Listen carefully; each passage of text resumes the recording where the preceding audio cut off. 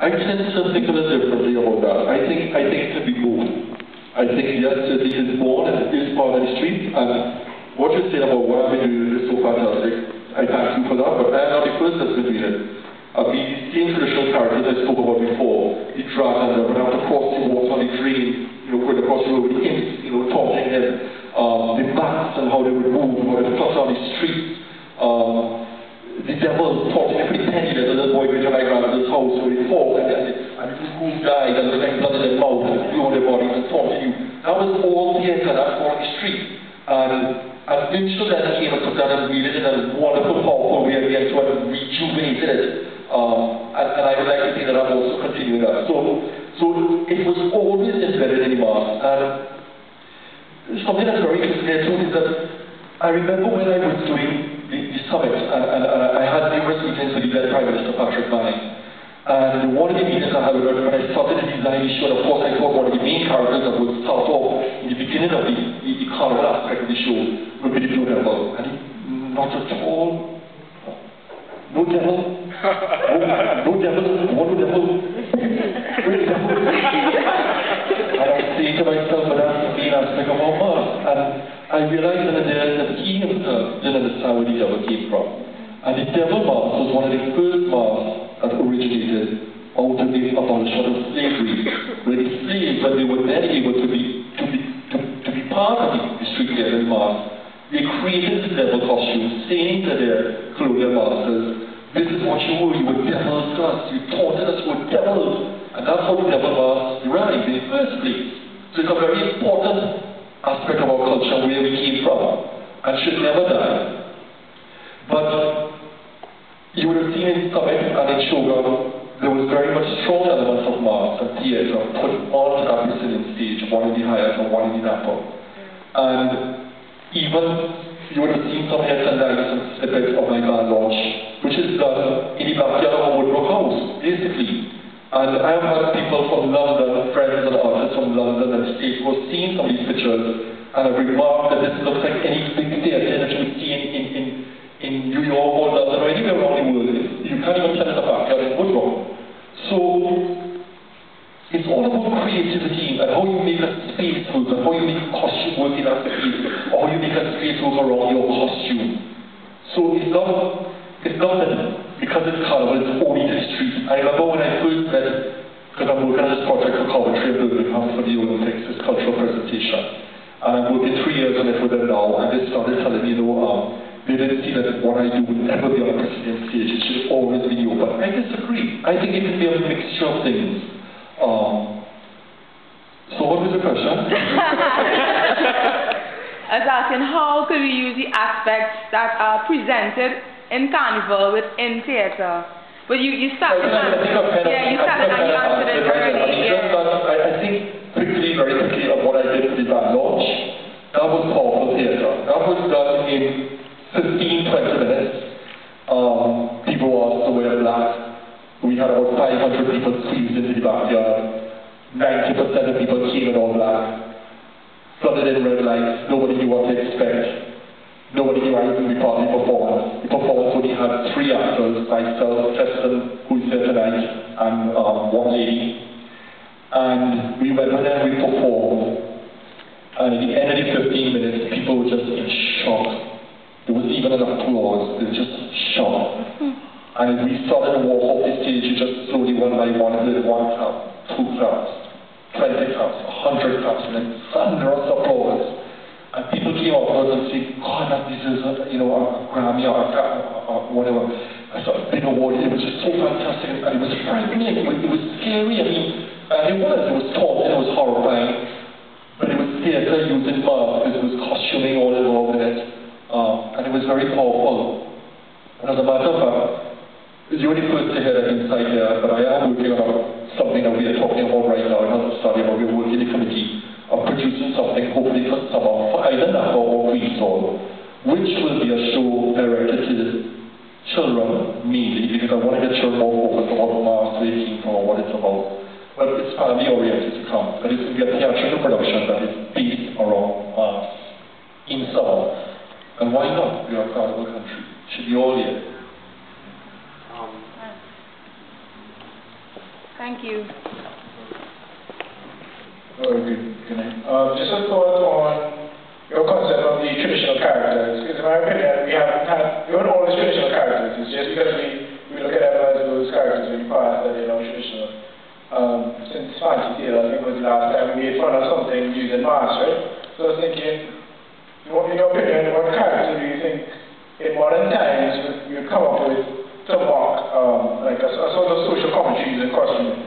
Because I heard somebody talk about the reason bikini and they would say, well, these people are mocking showgirls in Vegas. And I was like, well, not really. It's more that they want to be showgirls in Vegas as opposed to making fun of the showgirls in Vegas, which is what mask is supposed to be. Your thoughts on that? So you feel that they're costuming themselves to be showgirls? Exactly. As opposed to where, like you said, the devils were making fun of the fact that they were called devils. Right. Mask is no longer a sort of social commentary. We need new characters to reflect how life is now. That's an interesting take on it, though. I've looked it out, but it's an interesting take. I can't think of any particular character. I guess one character is going to be a traditional character. 100 years from now, will be the Beats and the Keys character. Oh my. I guess. An interesting thought came to me, which was that in Victoria Square on Carnival Wednesday, somebody asked me, what is contemporary mask? You know, or conventional, sorry. The word is, I think they use is conventional mask.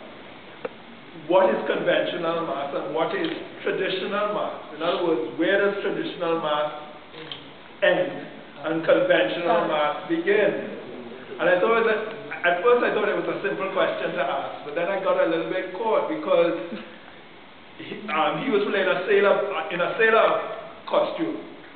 And I thought, well, wait a moment.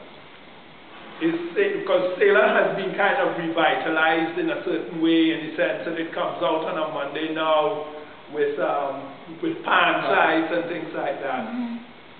But it is in a way, in a little bit of a in-between what is traditional and what is conventional. You know, it's still on that kind of borderline. Yeah. You know. I would agree.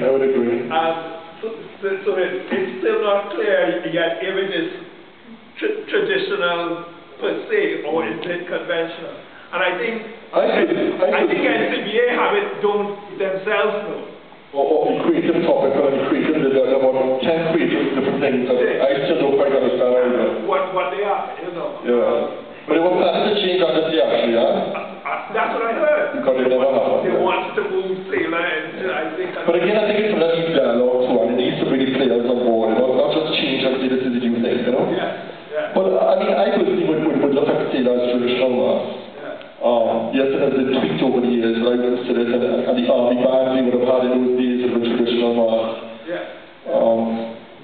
And I'm not saying that mask is never going to go back to what it was in Bailey and Salina's days, but it used to be very historical about Greece and Egypt and this type of thing.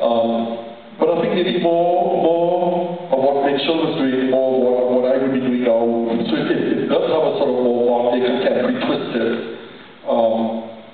And at the same time, being topical, because all of my bands are speaking about things that are happening at the current. I mean, when I did Earth Crisis Fair, Wings of Hope, and that's why United Nations got involved, because it was the year that Al Gore had won the Nobel Peace Prize for global warming. So there are topical issues, and they're issues that are current and that people are interested in. So that thing is what brings more focus in and more longevity to the band as well.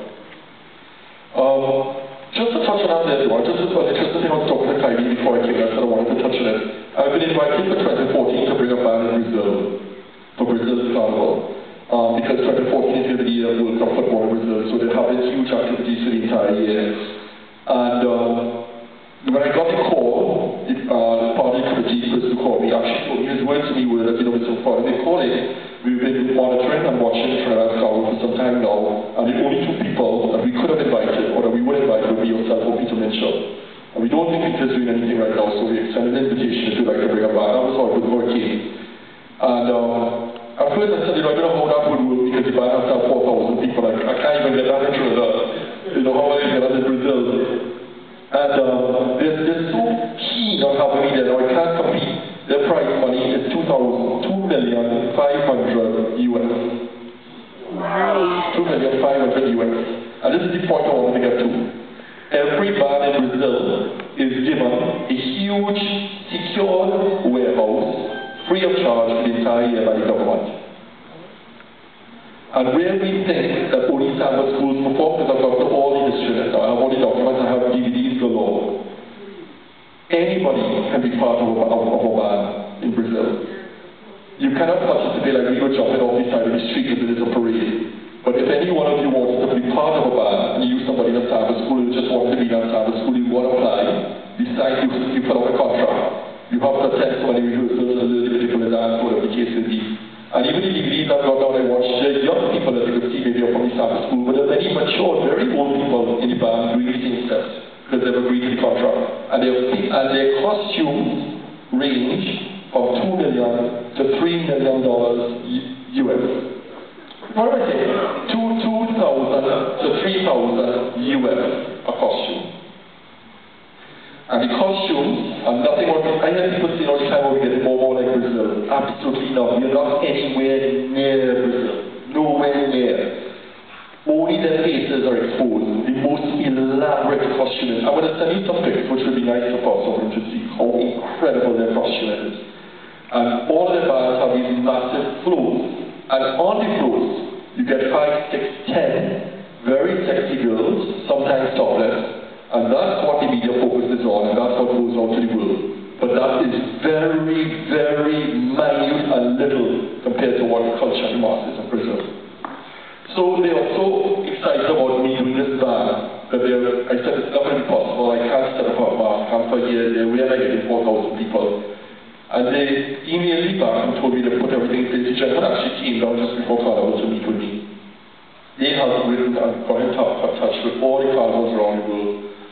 Miami, London, New York, Boston, and I've asked the top designers in each country if they'd be willing to go under Mac Farlane band, which they've all said are elated to do.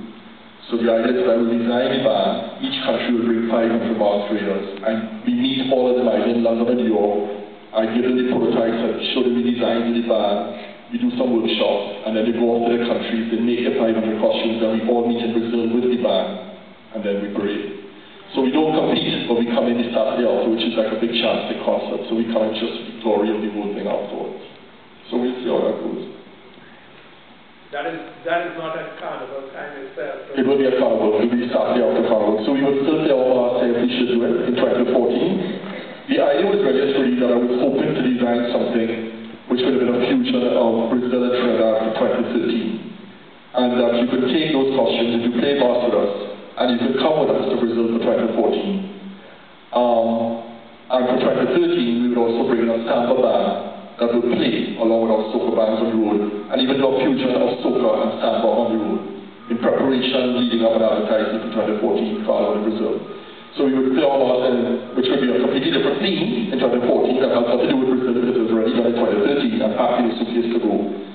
And then when we finished Carnival in 2014, we head out that week to Brazil and we there for the Saturday after Carnival.